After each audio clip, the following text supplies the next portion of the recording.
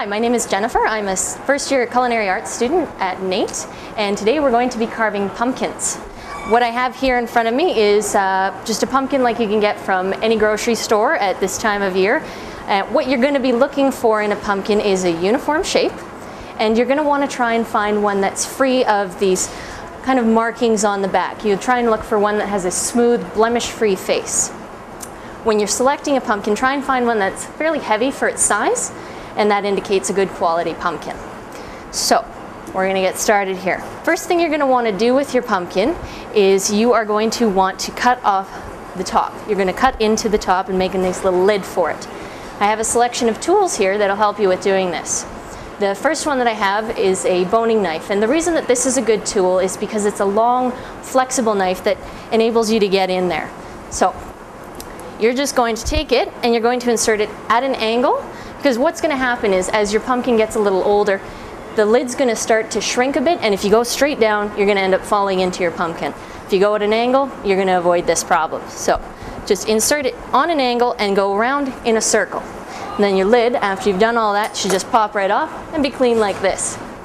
There'll be some pumpkin stuff in there, and you can cut that off once you're done with that. You can just put that to the side. The next tool you're going to need is a large spoon. And then you're going to scoop out all of the inside of the pumpkin. It's kind of stringy, but if you get in with a nice sharp edge there, you can grate against the pumpkin and it should come away rather cleanly. And it just makes kind of pumpkin mush like this. And what you want to end up with is a nice clean pumpkin that has a free of all the stringy stuff, because that'll show through once you've actually cut out your design shape.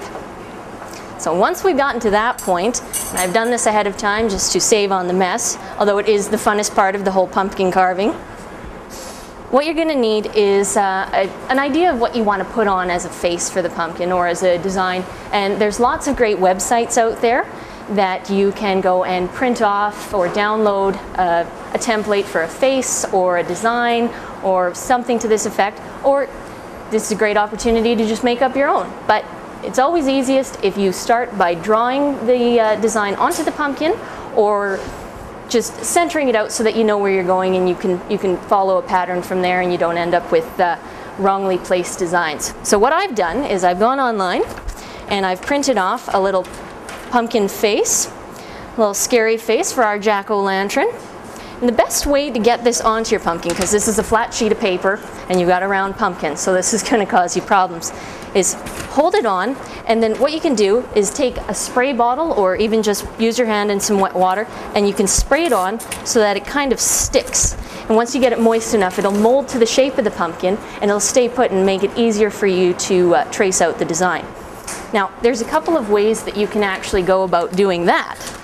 If you wanted to, you could trace it using a pen or a felt marker, not a permanent one because you don't want it to leave any residue behind on your pumpkin.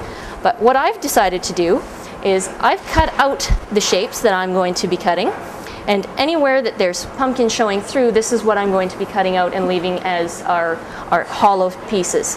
And found in the past, the best way that you can to follow your markings is just to use a toothpick or some type of sharp device like that, something that has a pointy end.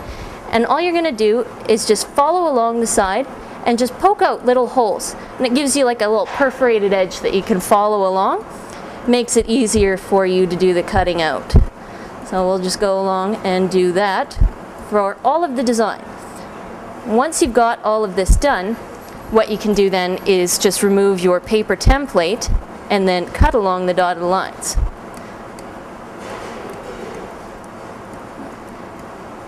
Now all of the stuff that we've cleaned out of the pumpkin, there's the stringy bits, and in there is actually a whole lot of pumpkin seeds. And pumpkin seeds are a great thing to put to the side and save. Because what it looks like when you take it out is you've got a bowl of pumpkin seeds and innards that looks like this. So if you just pick out all the pumpkin seeds and then wash them off really thoroughly, then what you can do is put them in the oven, and you can sprinkle them with herbs and spices, and you can roast them up for probably about just until they start to turn color in about a 350-degree oven. And they're great for snacking. So if one person's picking out the design on the pumpkin, the other person can be doing the seeds, and then you have a nice snack to eat while you're finishing your jack-o'-lantern. Just put that to the side, and we'll continue on with this. Now you don't need to go too close together with the pin pricks, because as long as you've got the general pattern of where you want to go, then you'll be fine. And I need another one.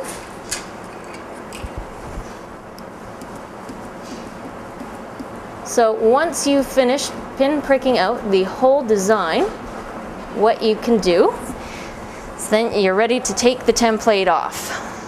And you can just throw that in the garbage because it's not much use anymore now. So we've got, as you can see, there's the design that's all on here. And what you're going to do with your knife is you're just going to follow along and trace this design out, and then we'll pop them out. Now, to do this, you're going to want a small knife, something that you can easily maneuver, because a lot of these spots are pretty tight and you're going to need to get in there. You can buy pumpkin carving kits at the grocery store, and they work just great, and they're made specifically for it. Sharpest knife as possible is probably what you're going to want to do, because it's a fairly tough pumpkin, and you don't want to, if you have a dull knife, you risk slipping and cutting yourself, and we don't want to do that.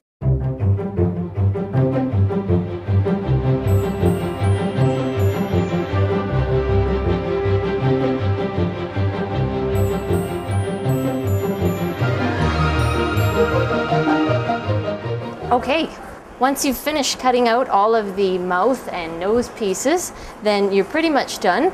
All you're going to want to do is go back through and check in all the little holes and look at it from the front and in the inside, and clean out any little hanging down pieces that are there.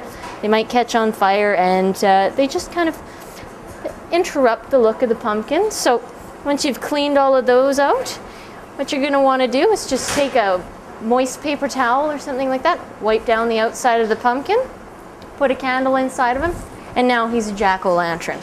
You put his lid back on, and you're ready to go.